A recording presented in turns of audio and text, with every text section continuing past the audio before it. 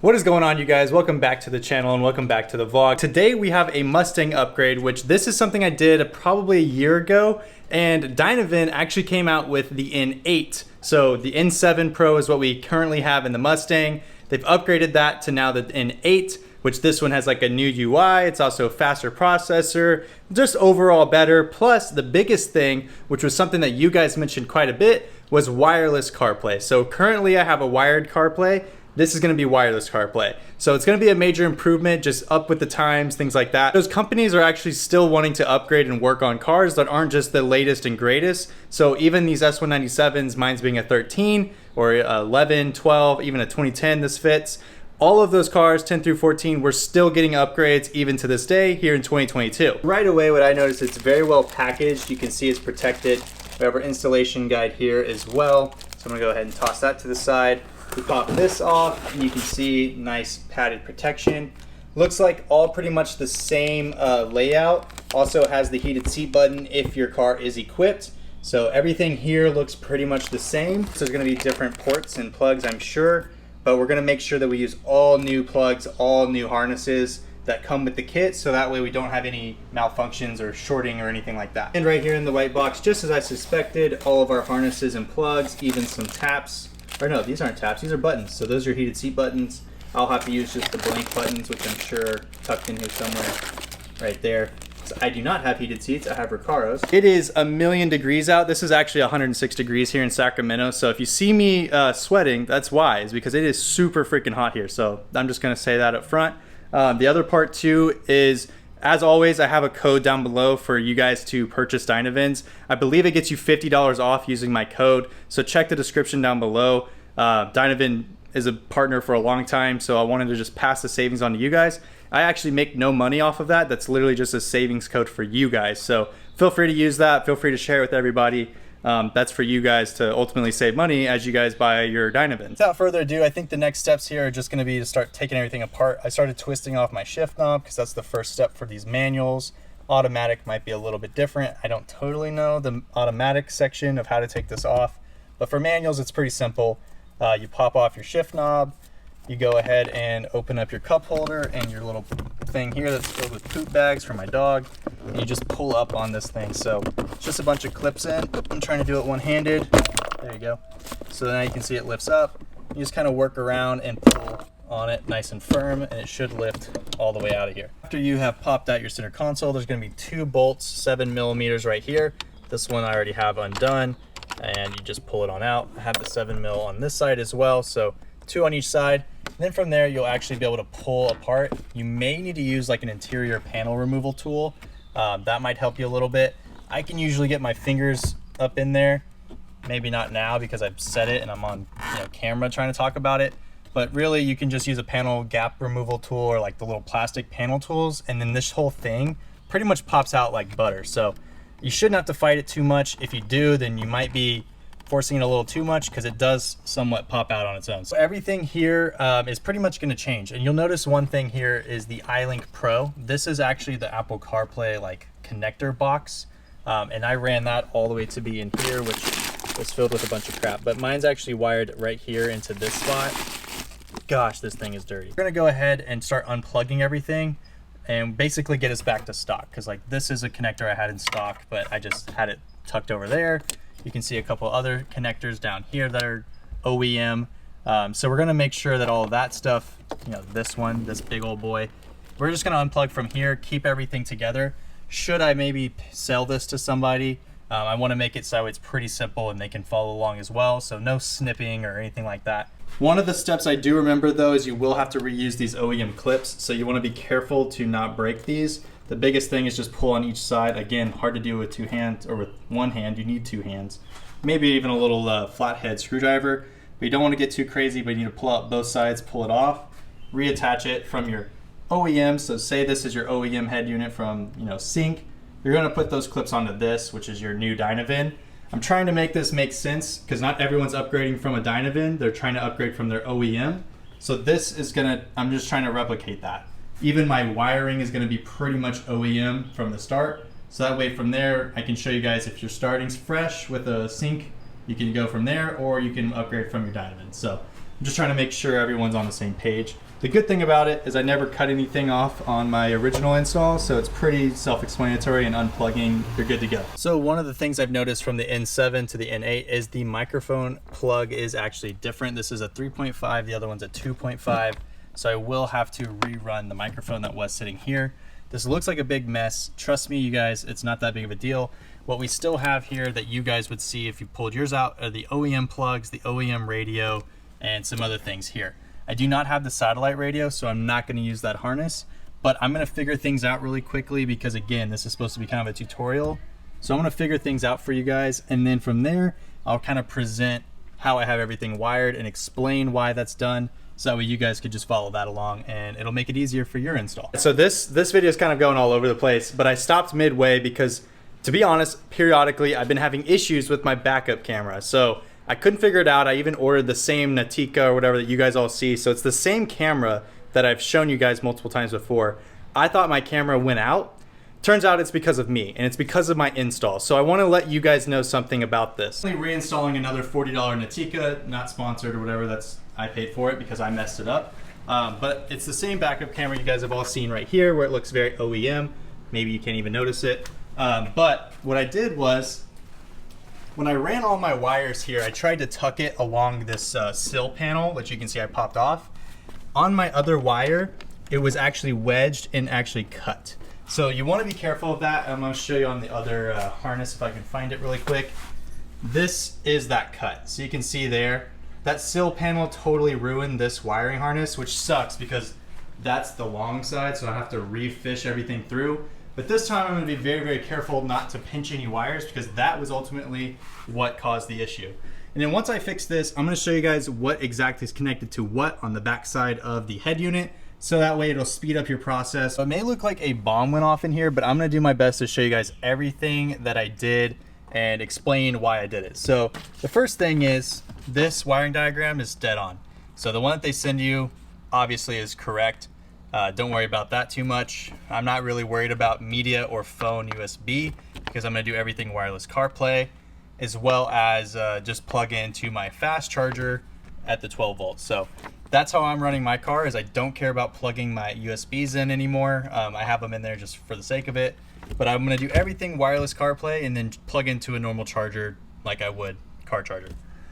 So that's explaining my setup. The next step is I did fix my backup camera, so that's all working and I just tested that. So this is exactly how I have everything ran. So let's start with where the stock pieces are. So when you unplug your stock head unit, you're gonna have 3 plugs. I think it's this one with the red. You're gonna have this big fat chunky one right here. So think of it as this one. And then you're gonna also have this. So you have 3 plugs there. This red one, really just tuck that away, right? Forget about that. The next ones are gonna be the chunky one and the smaller chunky one is how I'm calling them. That's very scientific.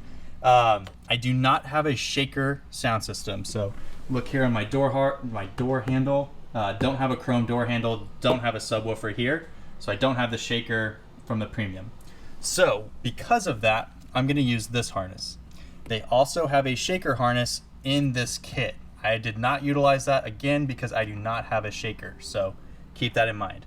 If you have the shaker, you'll be adding this extra harness where my index finger is.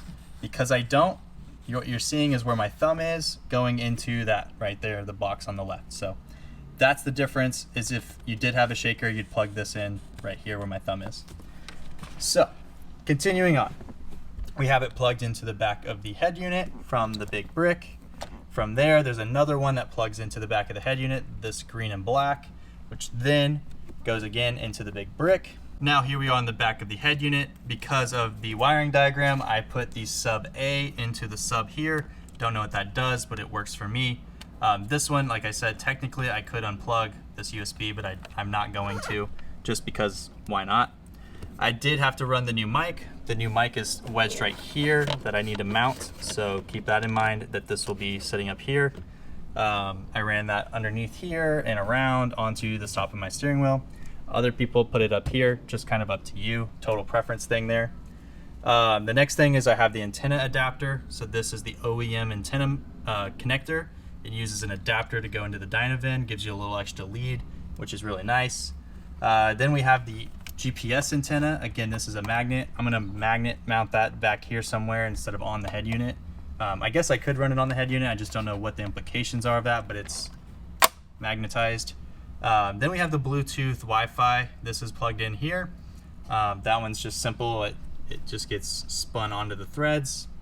And then lastly, we have this little 4, or I guess that's 6. Is it 6? Yeah, or 8. It's actually 8. So next we have this little 8 connector, and this is how I connected my Nikita backup camera. What you're seeing is the RCA from the Nikita, and then the ground, or not the ground. This is the power from the Nikita, and I have that tapped into the red line. I did not have to do anything with the reverse line or any of the other attached lines, like all of these purple and green that you're seeing here. These are all off of that same 8 pin that you're looking at where my finger is. I did not connect those. All I did was red, yellow to brown, red to red, and that's how my backup camera works. You do have to enable it in the backup camera feature, like in the settings, then it pops up and then you get your lines. So that's how I ran that. And you guys can kind of watch my backup camera video on that. But that cable, just to kind of give you a rundown, is ran through here. Again, make sure you don't pinch anything. From there, it goes underneath my seats, all the way wrapped around into the back of my trunk, ran into here, and then we have it plugged into the backup camera there. Backup camera then runs all the way down. I had to pop off the taillight and the bumper a little bit, drill a hole into this back plastic, used one of those wedges for the mount, and then from there we have an OEM Plus looking backup camera that's nice and tight, nice and waterproof, and everything works just like it should. So that's how that's ran. I just want to give you a preview of that. So now that we have the blacked out block off plates done, I want to put it in reverse and show you guys I do have the camera working again. Looks really good for nighttime, and of course I have my fingerprints on it or whatever. But then you can actually adjust these. This is all touch screen now, so you can adjust, you know, how far out or close do you want it. So let's just say we want it there. You can actually turn this on or off as well. So very nice there, and it automatically knows. Like I said, I did not tap into my trigger wire. It just knew I went into reverse. Now, the biggest difference between this and the N7 is that this is actually an Android head unit. And what that means is you have access to all of these Play Store things, right?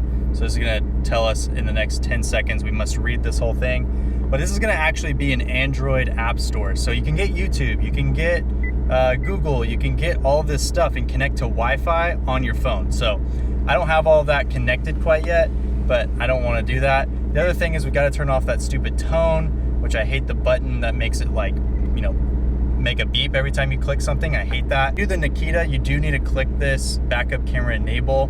You can also change a couple of colors here. That's always an option. You can change your brightness, your time zone. I don't know what brake is. Steering wheel control. I do want to showcase that this does have steering wheel control. So this is all OEM. Obviously this one's for my cluster, but this all works. So the volume and next and all that. There's Android settings here. Obviously it's gonna showcase a few different things. This is all first time stuff. This is gonna look like, you know, a normal Android tablet. So this is kind of, oh look at that, we got 20 gigabytes free right now. That can store a lot of little apps like, you know, YouTube, things like that. Let's go ahead and turn that off. If we click apps, you're gonna see YouTube. It's already on there. If I connected this to my phone's Wi-Fi as a hotspot, I'd be able to actually watch YouTube videos right here on the car. So that's why it's saying offline, things like that, right? So I haven't tested to see if that actually works while you're driving. I'll probably update that later. It's getting kind of late now. There's also your air conditioning, info on the head unit, right? There's already an update if we need to. We can start to do that. So here we are in the sound settings. What I really like about this is it has this different type of EQ that they didn't have before. So now we have it centered, and you can do right-hand drive, left-hand drive default. You can move the center point, make it more up towards the front or not. Bass, mid, treble, subwoofer, things like that, right? We might want to turn that down. My subwoofer is actually really strong, but maybe that. I haven't even listened to anything on this yet. Equalizer, they have these different equalizers. This is flat, pop, classic, rock. You can also set your own. Source volume, if you need to change it for each one, you can do that. Obviously, you can change some of these volumes as well. Confirmation tone is what we're just talking about, where it beeps every time you click everything. I do not like that. The fade while parking in reverse is really nice because it will actually like mute a little bit. You can choose the muting amount. This just helps you focus when you're backing up so you're not hitting somebody. I do need to change the time zone here. Cool, it has the temperature. It's 92 degrees. It works like your stock one. The biggest thing is the wireless CarPlay. So here we are with my phone. Here's all my Bluetooth. What I originally did while I had this car on and the head unit on, I just went on my Bluetooth, and on other devices down here was the Dynavin N8 or Dynavin 8. All I did was click that, type in my Bluetooth password of all 4 zeros. I just guessed first try, that's what it was. So I just connected in, pressed all 4 zeros, and then when I clicked Z-Link, it automatically started connecting in. So if I click Dynavin 8 to reconnect it, now you're gonna see how quick it loads it in.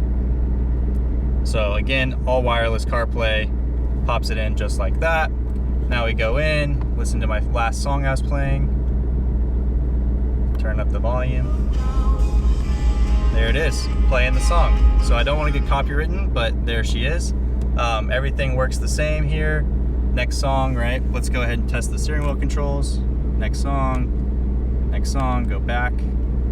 Everything works. So very, very nice system. I'm not gonna hit anything else, but it is CarPlay.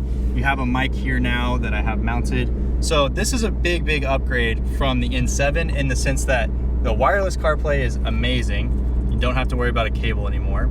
And you now can do a fast charger instead, because sometimes actually I was losing battery by being wired CarPlay.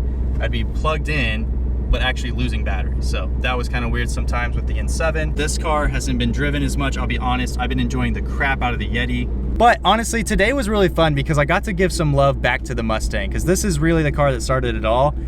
We got the backup camera working again, which was huge for me. That was like, how did I ever live without a backup camera before? I just feel like a millennial in that. I don't even know if I'm a millennial or Gen Z, but I just feel like I had to have that again. The new wireless CarPlay is so good. It's so much better because it's just like the Bronco. The Bronco's wireless CarPlay. This is now wireless CarPlay. Now my 2 Fords are up to, 2022. The other part is I need to contact JATO Performance about the carbon. You guys can see, obviously, it's not carbon. I think from the N7 to the N8, the carbon's the exact same. So we should be able to get the exact same kit, install it on, and have every carbon piece match again. So I'm looking forward to that, because right now I'm just, looking like OEM mixed with carbon. But again, it's a brand new head unit, so whatever needs to happen, we can make it happen. We actually have other parts in the garage that I still need to install on the Mustang that I've been wanting to get since I bought the car. So stay tuned for that. They're coming. We're gonna be working on the Yeti again, like I said.